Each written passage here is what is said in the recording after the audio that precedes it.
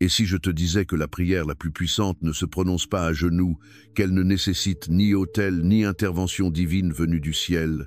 Et si tu découvrais que le véritable miracle survient non pas lorsque tu demandes, mais lorsque tu déclares?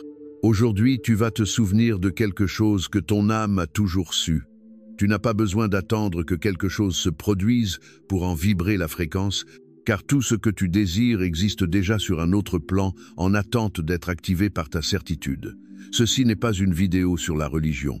C'est une clé pour réveiller ton pouvoir créateur. Imagine un instant que ce que tu désires ardemment n'est ni en chemin ni conditionné par des circonstances extérieures, mais qu'il existe déjà dans une fréquence subtile, attendant simplement que tu le reconnaisses et que tu l'actives par ta présence consciente. Que se passerait-il si tu pouvais accéder à cette réalité sans exception, non pas par la force ou la supplication, mais par une vibration cohérente? Il existe une manière d'y parvenir, une pratique oubliée qui n'appartient à aucune religion ni à aucun dogme, mais qui a traversé les cultures, les civilisations et les écoles spirituelles depuis l'aube de la conscience humaine. Cette pratique, c'est la véritable prière, non comme une supplique craintive, mais comme un acte vibratoire de création, où le verbe devient énergie formatrice de réalité et où la parole prononcée n'est pas une demande, mais une déclaration de certitude intérieure. Cette prière ne dépend pas de la volonté d'un Dieu extérieur, ni ne se mesure au nombre de fois qu'elle est répétée, car son pouvoir ne réside pas dans la forme, mais dans la source d'où elle émane. C'est la prière métaphysique, une expression vivante de l'unité entre l'âme humaine et le chant universel qui répond à chaque vibration émise avec authenticité. La prière conventionnelle, telle que beaucoup la connaissent, a longtemps été un acte de supplication, une invocation imprégnée de peur, une espérance née du manque. Mais cette manière de prier est le reflet d'un état de conscience déconnecté de son véritable pouvoir. À l'inverse, la prière métaphysique ne supplie pas, n'implore pas, ne s'épuise pas en répétition. C'est un langage énergétique, un canal d'alignement entre ce que tu es et ce que tu choisis de manifester. Elle repose sur une compréhension profonde. Tu n'attires pas ce que tu désires avec ton mental, mais ce que tu reconnais déjà comme vrai dans ton cœur. C'est pourquoi cette forme de prière ne s'active pas par des phrases vides, mais par une cohérence intérieure.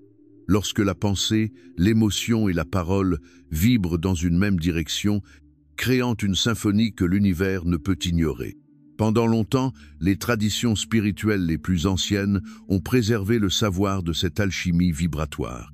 Dans les temples d'Égypte, dans les écoles des mystères de la Grèce antique, dans les chants sacrés de l'Inde, on enseignait que l'univers n'a pas été créé à partir de la matière, mais par le son. Le son était le moule, la vibration, l'architecte du visible.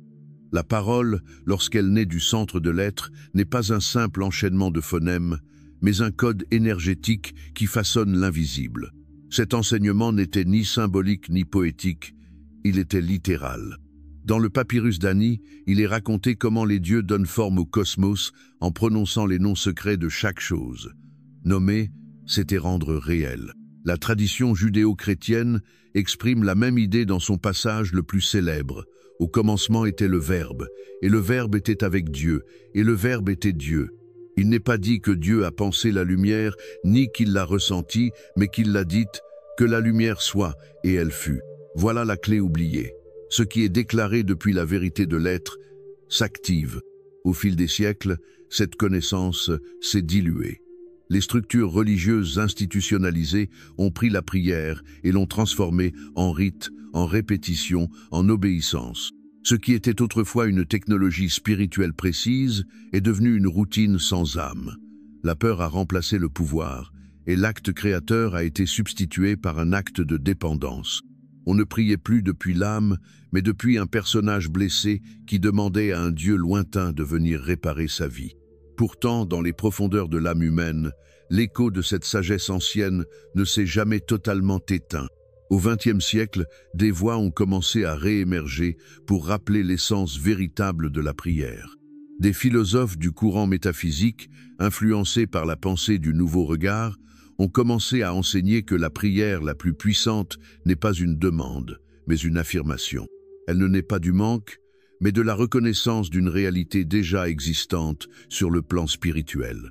Cette manière de prier fut appelée prier depuis la fin, autrement dit, non pas depuis le désir que quelque chose se produise, mais depuis la certitude que cela s'est déjà produit.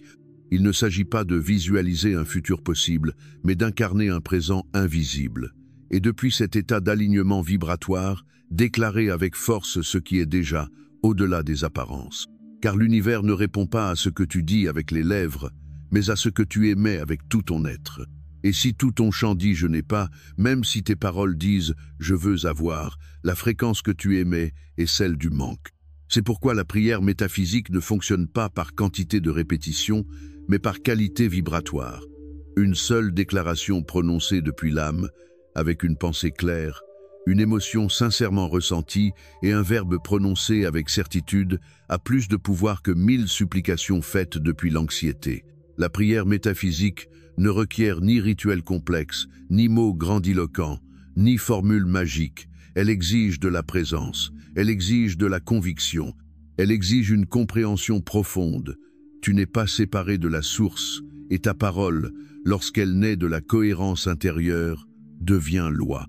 Non pas parce que tu as du pouvoir sur les autres, mais parce que tu as du pouvoir sur ton propre champ et que ce champ crée des réalités.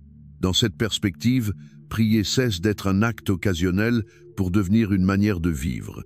Chaque geste, chaque pensée, chaque émotion soutenue devient une affirmation silencieuse qui façonne ta vie, instant après instant. Il ne s'agit plus d'attendre qu'une force extérieure vienne te sauver, mais d'éveiller en toi la conscience que tu es déjà ce que tu cherches, et que lorsque tu le nommes depuis la vérité, cela se manifeste. Lorsque tu comprends cela, la prière cesse d'être un besoin réactif pour devenir un choix créateur. Tu arrêtes de mendier des bénédictions et tu commences à marcher comme quelqu'un qui a déjà été béni. Ton langage se transforme, ta posture change. Toute ta vie devient l'expression continue de cette vibration élevée. Et ce qu'il y a de plus beau, c'est que cette pratique ne dépend d'aucune circonstance extérieure, d'aucun maître, ni d'aucun livre. Elle est disponible pour toi, ici et maintenant, comme un ancien cadeau revenu à ta conscience pour te rappeler qui tu es. Car la véritable prière n'est pas un acte séparé de la vie, elle est la vie elle-même, vécue dans l'unité avec le divin. Toute véritable création commence dans le silence, non pas dans le bruit des désirs, mais dans la clarté d'une intention soutenue. Et cette intention, lorsqu'elle est authentique, ne se précipite pas, ne s'impatiente pas, car elle sait que la manifestation est la conséquence naturelle d'un alignement intérieur. Au cœur de la prière métaphysique résident trois forces qui opèrent comme les colonnes invisibles de toute réalité créée avec conscience: la pensée, l'émotion et le verbe. Ce ne sont pas des éléments distincts, mais des dimensions d'un même acte de pouvoir. Chacune porte en elle une qualité essentielle, mais ce n'est que dans leur intégration harmonieuse que le miracle de la manifestation se révèle. On n'y parvient pas par une répétition mécanique, ni par des formules extérieures, mais par une compréhension intérieure profonde de la manière dont la réalité se structure à partir du champ vibratoire.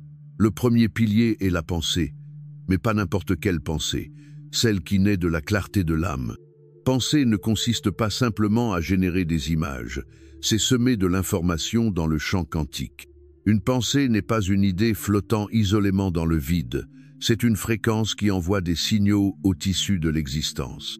Dans la prière métaphysique, la pensée est la semence sacrée qui contient l'archétype de ce que tu désires voir éclore. Mais cette graine ne germe que si elle est libre de contradictions internes. Si ta pensée dit « je le veux », mais qu'au fond de toi persiste l'idée « ce n'est pas possible pour moi », alors le signal que tu envoies est ambigu et se dissout avant d'atteindre la matière. C'est pourquoi, avant de prier, il est nécessaire de purifier l'esprit, d'observer si ce que tu penses vient de l'âme ou des blessures de l'ego. Penser depuis l'âme, c'est imaginer avec certitude, c'est maintenir une vision non comme une éventualité future, mais comme une réalité présente dans une autre fréquence. Il ne s'agit pas de voir pour croire, mais de voir avec les yeux intérieurs pour créer avec le champ extérieur. Le deuxième pilier est l'émotion, qui agit comme l'eau nourrissant et vivifiant cette semence vibratoire. Une pensée sans émotion est stérile, L'émotion est la résonance vivante qui donne direction et force à l'intention. Il ne s'agit pas ici de ressentir depuis un désir anxieux, mais depuis une reconnaissance profonde. Tu dois sentir que ce que tu déclares fait déjà partie de ton champ énergétique. Cette sensation ne peut être simulée, elle doit jaillir de l'intérieur comme une certitude inexplicable. Beaucoup échouent dans leurs manifestations, non parce qu'ils manquent de pensées positives, mais parce que leurs émotions continuent à vibrer dans le manque. Ils disent « je suis abondant », mais ressentent la pénurie. Ils disent « je suis en bonne santé », mais vibrent dans la peur. Cette incohérence vibratoire est la raison principale pour laquelle la prière n'aboutit pas, car l'univers, en tant que champ sensible, ne répond pas à des mots vides, mais à une fréquence maintenue. L'émotion authentique est comme une rivière qui coule sous les mots et les transforme en énergie créatrice. Pour atteindre cet alignement émotionnel, il est nécessaire de cultiver la sensation comme si tu vivais déjà la réalité désirée. Si tu veux de l'amour, ressens-toi aimé. Si tu veux la paix, respire comme quelqu'un qui habite déjà le calme. Si tu désires l'expansion, agis comme si tu étais déjà libéré de toute limite. Cette émotion doit être vécue dans le corps, non dans la pensée. L'âme reconnaît les émotions vraies et les distingue de celles qui ne font que dissimuler la peur.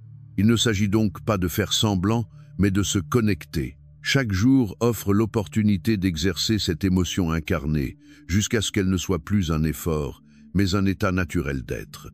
Et alors vient le moment du verbe, le troisième pilier, l'acte final qui scelle la prière et la propulse dans le champ quantique comme une flèche chargée d'intention. Le mot prononcé à voix haute n'est pas une simple affirmation, c'est un ordre vibratoire qui organise le champ autour de toi. Mais cette parole n'a de pouvoir que si elle naît de l'intégration des deux autres piliers. Si ta pensée est claire et ton émotion authentique, le verbe devient une véritable activation. Tu ne décris pas ce que tu espères, tu déclares ce qui est déjà, et cette différence change tout. Ce n'est pas la même chose de dire « je veux guérir » que de déclarer « mon corps est en harmonie ». Ce n'est pas la même chose de dire « j'espère trouver ma voie » que d'affirmer « je marche avec un but ». Le verbe n'est pas un sortilège, c'est une fréquence active. Son pouvoir ne réside pas dans les syllabes qui le composent, mais dans le champ vibratoire qui le soutient. C'est ici que se dévoile l'un des grands secrets de la prière métaphysique. Ce n'est pas ce que tu dis, mais l'endroit d'où tu le dis. Si le verbe est prononcé avec doute, anxiété ou désespoir, c'est comme une commande sans autorité. Mais si tu le dis depuis une certitude intérieure, la parole devient une clé qui ouvre des portails. Dans de nombreuses traditions spirituelles, le verbe était considéré comme une force vivante. Dans l'hermétisme, on affirmait que toute vibration crée, et que là où il y a cohérence vibratoire, il y a pouvoir de manifestation. Jésus lui-même a exprimé que si deux sont en accord, ce qu'ils demandent leur sera accordé. Cette phrase, au-delà de sa forme religieuse, décrit un principe quantique. Lorsque la pensée et l'émotion sont alignées, la parole active la réalité comme une symphonie que l'univers reconnaît. C'est pourquoi prier de manière métaphysique ne consiste pas à répéter mécaniquement des affirmations ni à citer des phrases puissantes sans lien intérieur. Cela consiste à devenir le canal de cette vibration, à te syntoniser avec l'état final comme s'il était déjà là. Dans cette attitude, il y a quelque chose de plus profond qu'une foi aveugle. Il y a une certitude vibrante. Tu n'attends pas que quelque chose se produise. Tu actives ce qui existe déjà sur une autre fréquence. Et cette activation ne dépend pas de mots complexes, mais de cohérence. Une seule affirmation prononcée depuis l'âme peut déplacer plus de structures invisibles que 1000 prières chargées de peur. Car l'univers ne réagit pas à tes désirs, il réagit à ton état. Lorsque tu intègres ces 3 piliers dans ta pratique spirituelle, quelque chose en toi change à jamais. Tu n'as plus besoin de signes extérieurs pour croire. Tu commences à vivre comme quelqu'un qui a déjà été béni. Et depuis cet état, chaque mot que tu prononces porte une charge de lumière qui transforme ton champ et le rend fertile pour de nouvelles réalités. Voilà la véritable prière, celle qui ne demande pas, mais déclare, celle qui n'attend pas, mais active. C'est un langage ancien que ton âme a toujours connu, mais que ton esprit avait oublié. Maintenant tu te souviens, maintenant tu peux l'utiliser. Et ce souvenir est le premier pas vers une vie radicalement différente. Il arrive un moment sur le chemin spirituel où la pratique cesse d'être une technique pour devenir une identité. Tu ne répètes plus ce que tu sais, tu l'incarnes. Tu ne pries plus comme quelqu'un qui cherche à l'extérieur, mais comme celui qui se souvient de ce qu'il est à l'intérieur. C'est alors que la prière cesse d'être un événement isolé pour devenir une expression continue de l'âme en état de certitude. C'est cela, la prière métaphysique dans sa plus haute expression. Une manière de vivre en unité avec le principe créateur. Une manière d'exister où chaque geste, chaque mot et chaque silence portent en eux la vibration de ce qui est déjà accompli. Tu n'as pas besoin d'attendre qu'un événement se produise pour ressentir de la gratitude. C'est la gratitude qui fait que cela arrive. Tu n'attends pas de voir pour croire. Tu crois avec une telle profondeur que l'invisible devient tangible. C'est ainsi que fonctionne le chant quantique, c'est ainsi que l'univers répond à celui qui ose vivre depuis la fin, non comme une illusion, mais comme une fréquence. Ce mode de prière exige un acte radical, renoncer à l'identité de celui qui supplie, et cela n'est pas toujours facile. L'ego est habitué à se définir par ce qui lui manque. Il a bâti son histoire sur le manque, l'attente, le désir. Mais la prière métaphysique demande tout le contraire, mourir à ce récit et naître comme la version de toi-même qui a déjà reçu. Tu ne peux pas habiter une nouvelle réalité avec la vibration de l'ancienne. Tu ne peux pas déclarer l'expansion si tu restes attaché à la contraction. C'est pourquoi prier de manière métaphysique est, au fond, un acte de courage. Tu ne fais pas que prononcer des mots, tu dis adieu au personnage limité que tu croyais être et tu assumes ta place comme canal actif de la divinité. Tu laisses derrière toi les excuses, le rôle de victime, la dépendance à l'extérieur.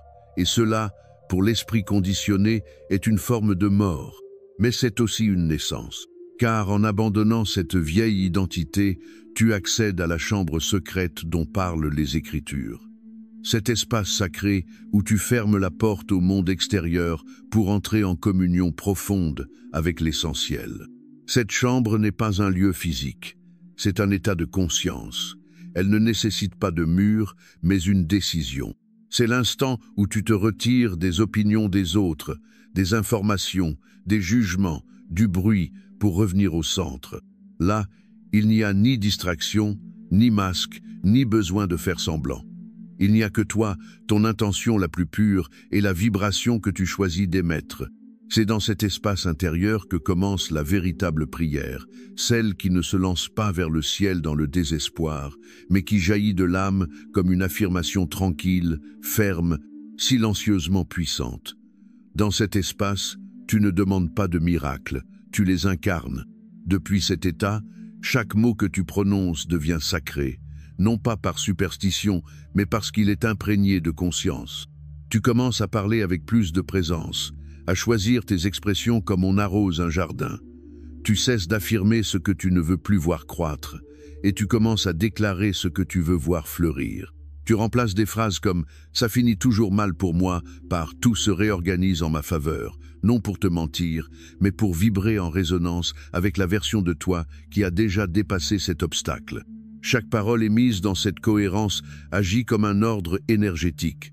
Ce n'est pas de la magie, c'est de l'alignement. Et là où il y a alignement, il y a manifestation.